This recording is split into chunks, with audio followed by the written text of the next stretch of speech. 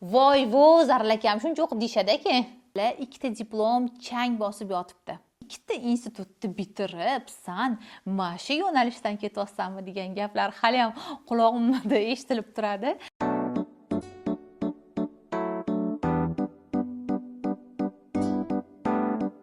Assalomu alaykum. Men Nilufar Baxtiyorovman. 6 yillik ish tajribaga ega ijtimoiy tarmoqlar ekspertiman. Bu videoni oxirigacha ko'rsangiz, mendagi ikkita diplomdan keyin emas, balkim undan avval daromadga chiqish yo'llarini bilib olasiz. Hozirgi kungacha juda ham ko'p yo'nalishda o'qib, izlanib, bilim olganman. O'zi tabiatan introvert insonman, ammo hozirgi kundagi faoliyatimga ko'ra ekstravert insonga aylanganman. O'zimga kasb va institutga kirishimdan avval men dizaynerlikda va Adobe bitirganman. Oldin dizaynerlikka qiziqardim. Kiyimlarni, o'sha modellarni yaratishga, yangi fasonlarni chizishga va hattoki Adobe ham 3 yil bitirib o'qib chiqqanman. Ijodkorlikni juda ham yaxshi ko'rardim, lekin ayrim bir sabablarga ko'ra men u yo'nalishdan emas, boshqa yo'nalishdan til bo'yicha sharqshunoslik institutiga kirganman va ingliz, ispan tilida o'qiganman filologiya fakultetida. U o'qishda ham men o'qib bitirganimdan keyin qiziqardim tilga, tilni yaxshi tushunardim, yaxshi bilardim. U vaqtlar o'sha institutni bitirganimdan keyin ishlayman desam, u vaqtlarda qizlarga ishlashga ruxsat bo'lmagan. Bu 2006-2007 yillar davrida bo'lgan.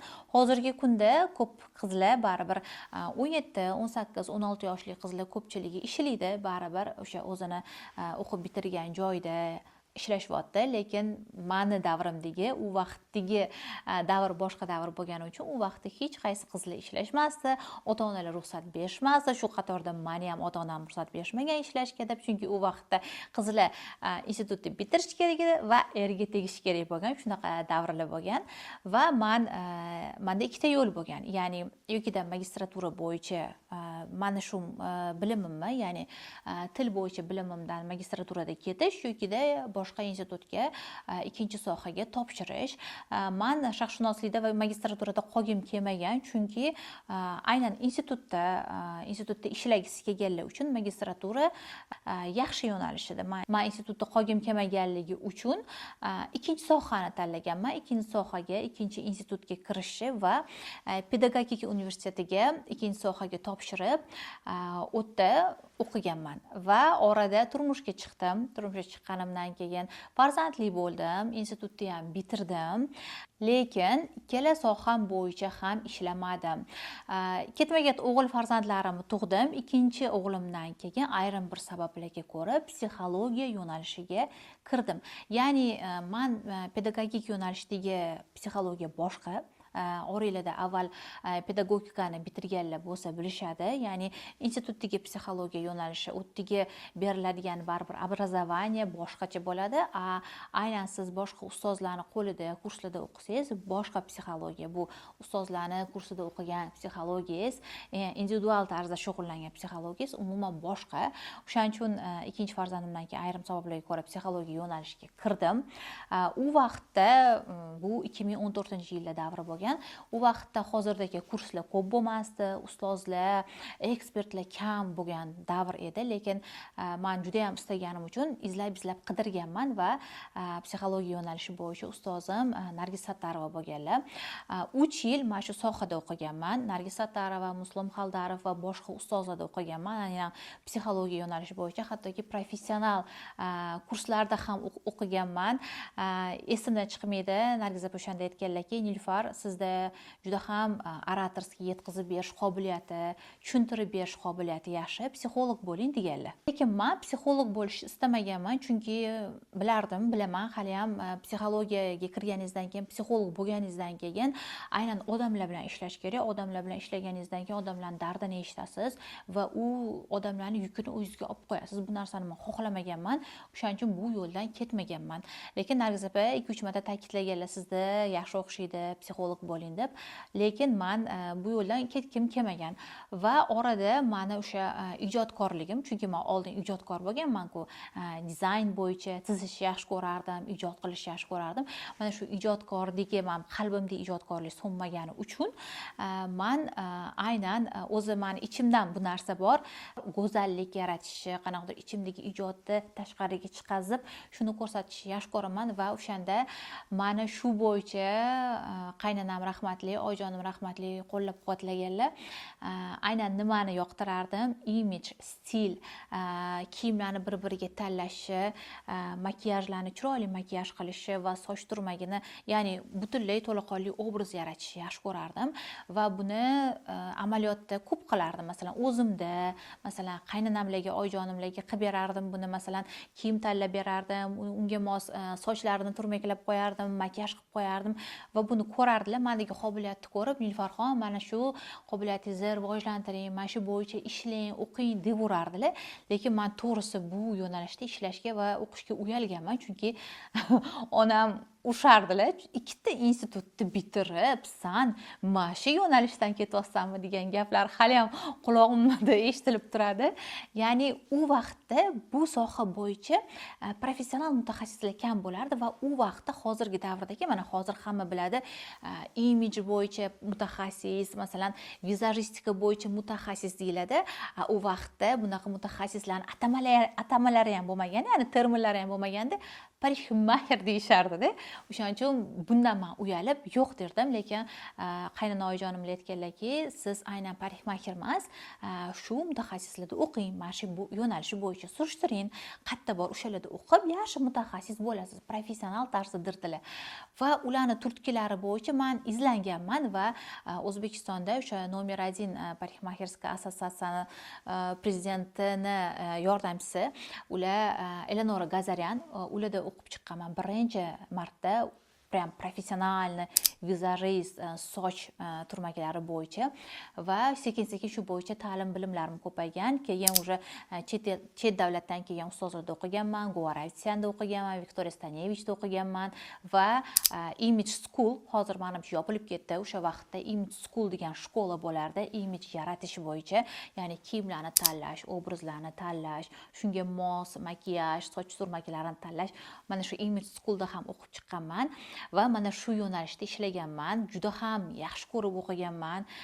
Juda ham zo'r ijodkorlik ish. Mana shu yo'nalishda 3 yil faoliyat yuritganman. Ana endi o'rtoqlar, sizlar hayron bo'lishingiz mumkin. Nima uchun hop bunga hozirgi sohangizda nima aloqasi bor? Shunaqa zo'r ishingiz bo'lgan ekan u deb. Ana endi asosiy qismi ham mana shu yerda. Sizlar men nimaga bu narsani gapirib beryapman?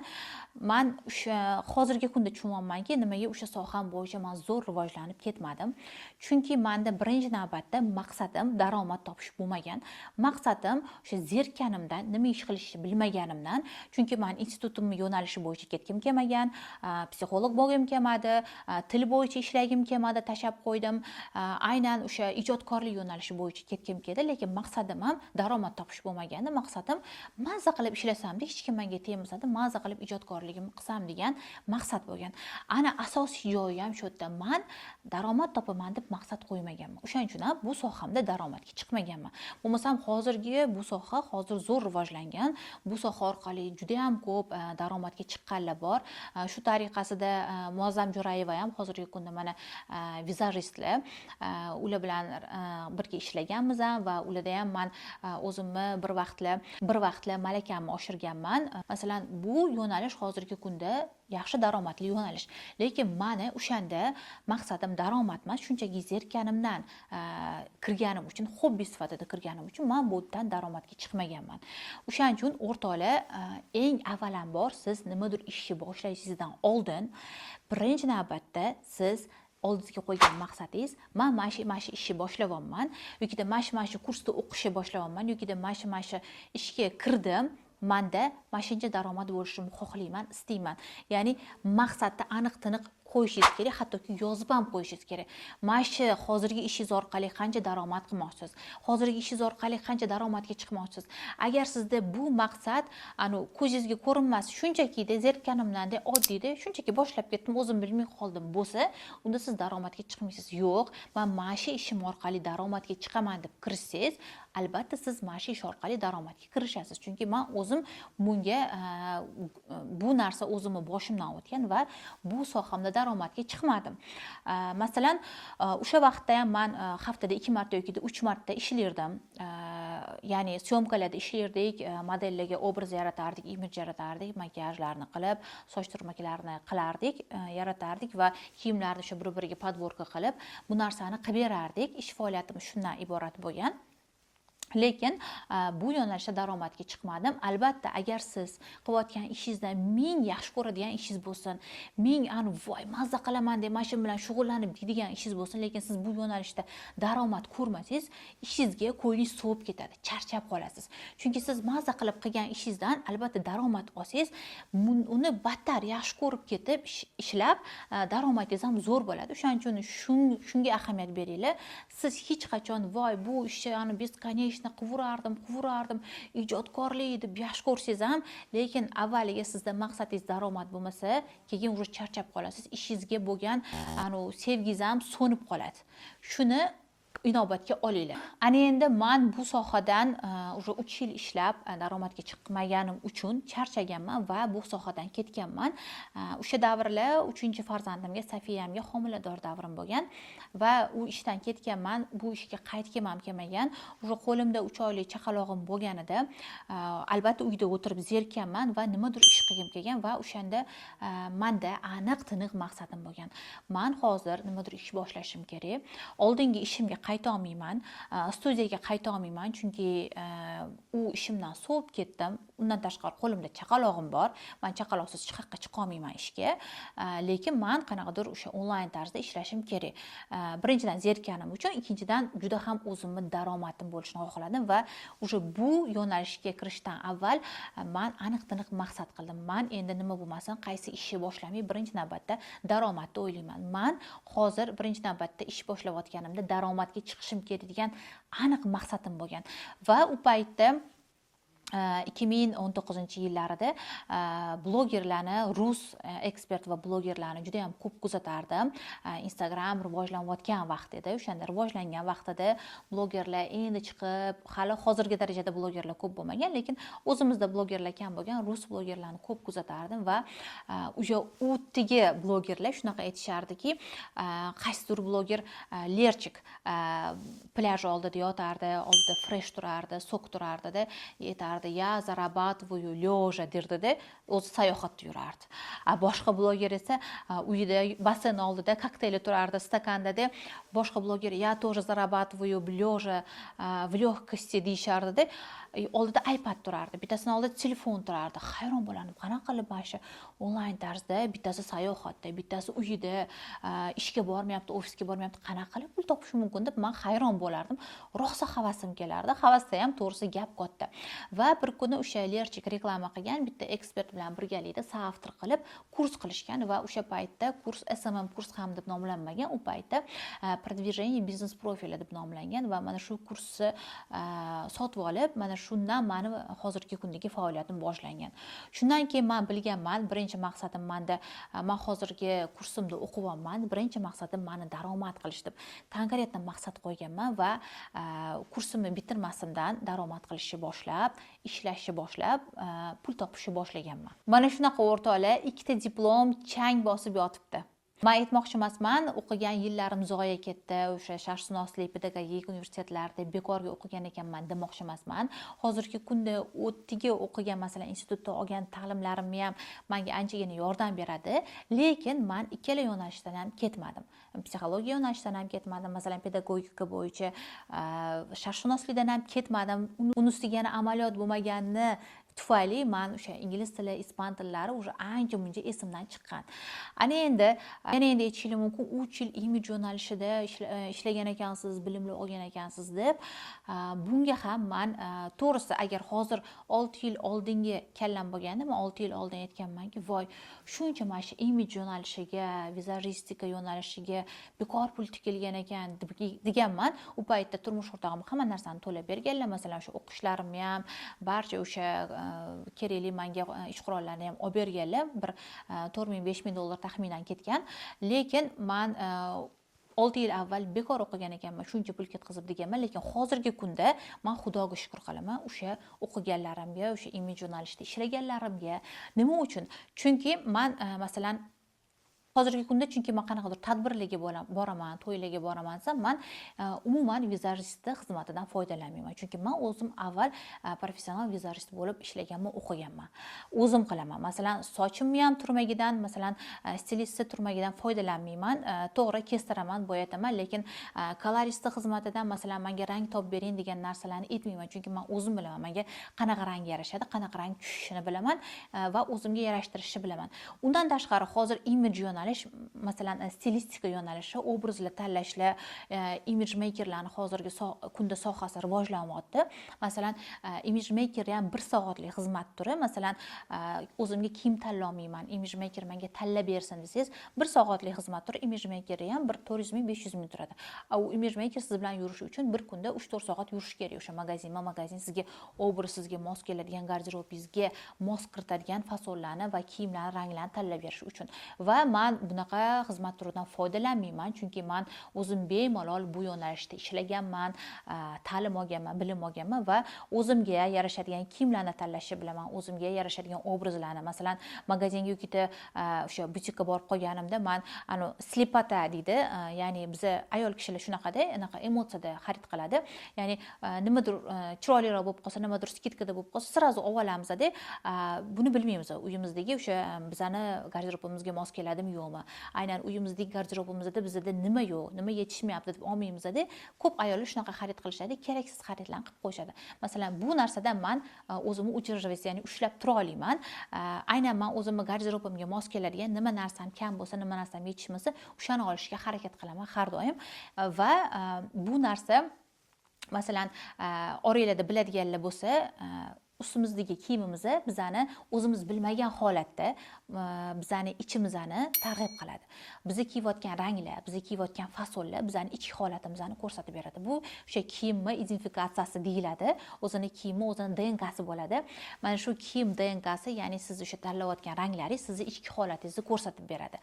Va men o'zimga qaysi ranglar chiroyli tushishini va ichki holatimni yaxshi ko'rsata olganim uchun ham men bemalol o'zimga yarashtiradigan ranglar tanlay olaman va o'zimga yarashadigan fasonlar tanlay olaman. O'shaning uchun ham aksincha meni xizmatimdan ko'pincha foydalanishadi. Masalan, opacham, uyimdagilar, onam menga tanlab ber, menga yarashtiradigan kiyim, fason deydilar. Nima demoqchiman? O'rtoqlar, bu gapim bilan ming siz qanaqadir bilim olgan bo'lsangiz ham, bu bilimingiz hech qachon zoya ketmaydi. Keyinchalik bundan 5 yildan keyin, 10 yildan keyin qat'iy siz shunaqa udashni qo'llaysiz shu bilimingizni. Ya'ni nima demoqchiman? Bilim oldingiz, voy bekorga o'qimman, bekorga vaqt sarflayman demanglar. Chunki men bu narsani 6 yil oldin aytdim. Hozirgi kunda aytamanki, mana hozirgi kunda aytamanki, Xudoga shukr, o'zim shu yo'nalishda ishlagan ekanman. Xudoga shukr, o'zim shu yo'nalishda o'qigan ekanman deyman. Chunki buni men hozir natijasini ko'rib yuribman. Xullas, men o'zimni kasbimni mana shu hozirgi faoliyatimda aynan SMM, marketing, ijtimoiy tarmoqlarda topdim. Men bu soha bo'yicha ijtimoiy tarmoqlarga tegishli hamma sohada deyarli hammasida o'qib chiqqanman. Bir 23 xil kursda o'qiganman. SMM kursini o'zini 3 ta ekspertda o'qiganman. Marketing kursini o'zini 3 ta ekspertda o'qiganman. Rus ekspertlarda, o'zimizdan o'zbekistonlik ekspertlarda o'qiganman. Moliyaviy savodxonlik bo'yicha, target bo'yicha, reels bo'yicha, prodyuserlik bo'yicha, targeting bo'yicha, hamma yo'nalish, nima yo'nalish kerak, taalluqli bo'lsa, ijtimoiy tarmoq hammasida o'qib chiqqanman va nima uchun hozir hayron bo'lsangiz kerak, voy, u Zarla akam shuncha sizda o'qib deb, yo'q, nima nima uchun men o'qiyverganman? Chunki men bilganman, birinchi o'sha SMMga kirgan SMM kursimdan, ya'ni продвижение biznes profili deb nomlangan u kursim, o'sha lerchik reklama qilgan kursidan bilganmanki, men daromadga chiqib ketganman va men bilganmanki, bu meni hozirgi olgan bilimim, demak, menga daromad olib kelar ekan. Men bu bilimimni yaxshilab mustahkamlab, zo'r qilib professional darajada bo'lishni xohlayman va shunga yaxshilab kirishaman deganman va keyingi kurslarimda ham meni maqsadim faqat daromad qo'yilgan va shuni ko'rganmanki, isboti bilan qanchalik men ko'p bilim olgan sarim, o'z ishini mutaxassisi bo'lgan sarim, menga mana shu kursga ketkazgan pullarim menga 5 barobar, 10 barobar bo'lib kelardi. Chunki men unaqa arzonchi kurslarda o'qimaganman. Men o'sha kamida $500, $1000 va eng qimmat kursim meni $3,500 kurs bo'lgan, shu kurslarda o'qib chiqqanman. Va nima demoqchiman, o'rtoqlar, nima ish qilishingizdan oldin sizda birinchi navbatda maqsadingiz bo'lsin. Va hozir shunaqa savol berishingiz mumkinki, "Xo'p, siz ijodkor inson edingiz-ku, hozir shunda qanaqa qilib ishlayapsiz?" deb. Masalan, marketologlik ham ijodkorlik ishi. Ya'ni qanaqa? Marketolog vazifasi nimadan iborat? Loyihalar bilan ishlaysiz. Agar sizda kreativ o'ylash, ijodkorlik fikrlash bo'lmasa, ijodkorlikni kreativ o'ylash va kreativ ideyalar berishni bilmasangiz, bu ishda ham sizni ishingiz o'xshamaydi. Ya'ni men hozir ham daromadli kasbimdaman, ham qalb kasbimdaman. Chunki men ijodkorlikni yaxshi ko'radigan insonman. O'zi ayollar 95% ayollar ijodkor bo'lishadi, chunki Alloh taolo bizani Xudoyim ijodkor qilib yaratgan. Nima uchun biz o'sha ayollar ovqat pishiradi, kiyim tikadi, baribir o'sha uyda gul ekadi, nimadir bilan shug'ullanadi. Bularning hammasi ijodkorlik hisoblanadi, to'g'rimi? Bu o'shaning uchun ham masalan meni kasbim ham marketologlik kasbi ham ijodkorlik kasb va bunda men hozirgi kunda maza qilib ishlayman. Ya'ni men hozirgi kundagi soham, asosiy qiladigan ishim marketingdaman, marketologman, loyihalarni olaman, mijozlar bilan gaplashaman, переговорlar qilamiz va meni asosiy ishim onlayn tarzda bo'ladi. Misol, men ertalabdan kechgacha qanaqadir ofisda o'tirmayman. To'g'ri, ofisimiz bor. Men o'tgan masalan bir haftada bir marta komandadagilar bilan yoki o'sha qanaqadir majlisimiz bo'lsa, yig'ilishimiz bo'lsa boraman. Umumiy ishimiz bo'lsa gaplashib kelgani, lekin asosiy qismda meni ishim onlayn tarzda bo'ladi. Kafeda ishlayman yoki uyda ishlayman yoki bir o'sha ofisga borib turaman, lekin o'sha meni vazifam loyihani marketingini qilish, marketologlik vazifasi. Men kontent rejasini tekshiraman, marketing bo'yicha o'sha sotuvlarni oshirish bo'yicha g'oyalarni beraman. Mana shu tarzda meni faoliyatim o'tadi va bu hozirgi kunda juda ham yaxshi, zo'r kasblardan bittasi hisoblanadi. Masalan, menga juda ham yoqadi. O'rtoqlar, nima demoqchiman? Ayollar, nima kasb tanlashingizdan avval bu kasbga siz maqsad qo'ya bilishingiz kerak. Daromad qilish uchun mana shu kasbni tanladim degan. Mana shu kasbim orqali, mana shu ishni boshlayapman, mana shu ishni boshidan tutyapman, mana shuncha daromadga chiqaman deb maqsadingiz va iloji boricha buni yozib qo'ygan bo'lishingiz kerak va qaysidir kursda o'qiyapsizmi, qaysidir ishni boshlayapsizmi, обязательно maqsad bo'lishi kerak. Bu juda ham katta ahamiyatga ega. Ana endi sizlarda savol bo'lishi tabiiy holat. Xo'p, maqsad dedik, lekin bu maqsad daromad dedik, lekin bu daromadli kasbimni men yaxshi ko'rmasam-chi? Ya'ni daromad keltirsa-da kasbimni yaxshi ko'rmasam deyishingiz mumkin. Bu yerda ham asosiy narsaga e'tibor berishingizni xohlayman. Siz yaxshi ko'rgan ishingizdan daromad topasiz. Agar yaxshi ko'rmagan ishingizni majburan qilsangiz daromad topmaysiz. Majburan ishlagan ishingizdan qo'yningiz sovib ketadi. O'shaning uchun yaxshi ko'rgan ishingizni boshlang va maqsadingiz daromadga chiqish bo'lsin. Ana endi o'zimni o'quvchilarim yoki o'zimni yon atrofimdagilar ko'p shu savolni berishadi ham. Nima deyishadi? Xo'p, qayerdan bilayman, qaysi kasb menikeligini? Masalan, 3 ta ishni yaxshi ko'raman, 3 ta ishni boshlab qo'yganman. Parda tikaman, food bloggingni yaxshi ko'raman, yana bitta ishni yaxshi ko'raman. Uchalasi ham menga yoqadi. Qaysi birini tanlashni bilmayman deyishadi. Xo'p, va men aytaman o'sha payt. Xo'p, tasavvur qiling, parda tikish, food blogging yana 3-inchisi turibdi. Qaysi birida, qaysi ishingizda, qaysi ishni qilsangiz sizni qalbingiz, ko'nglingiz mazza qilib yayrab, mazza qilib ichingizdan kapalaklar uchib qilasiz deyman. Qaysi ishni qilayotganingizni voy mazza deb qilasiz deyman. Aynan o'sha ish sizni qalb kasbingiz bo'ladi. O'sha ish orqali siz rivojlaning va oldingizga maqsad qo'ying. Mana shu ishim orqali, mana shu mazza qilib qiladigan ishim orqali men shuncha daromadga chiqmoqchiman deb maqsad qo'ying va shu ishingizni davom ettiring yoki shu ishingiz bo'yicha yangi kursda o'qimoqchi bo'lsangiz yoki shu ish bo'yicha qaysidir yangi ishga kirayotgan bo'lsangiz, shu maqsadingiz albatta qo'yilgan bo'lishi kerak. O'rtoqlar, sizlarga bermoqchi bo'lgan foydali ma'lumotim mana shulardan iborat edi. Yozib qoldiringlar qanchalik bu videoyimni, podkastimni sizlarga foydasi bo'ldi, manfaati tegdimi, tegmadimi? O'zingizlardan qayta aloqa kommentariyaga yozib qoldirsanglar, men juda ham xursand bo'lardim, chunki shunga qarab men keyingi yangi yana YouTube'da podkastlarimni chiqarishni boshlardim. Va podpiska tugmasini bosib qo'yinglar, like qo'yish ham esingizdan chiqmasin, chunki keyingi videoyim men aynan ayollar uchun hozirgi kundagi eng daromadli kasblar haqida video chiqaraman. O'shaning uchun meni kuzatishda davom etinglar. Salomat bo'linglar.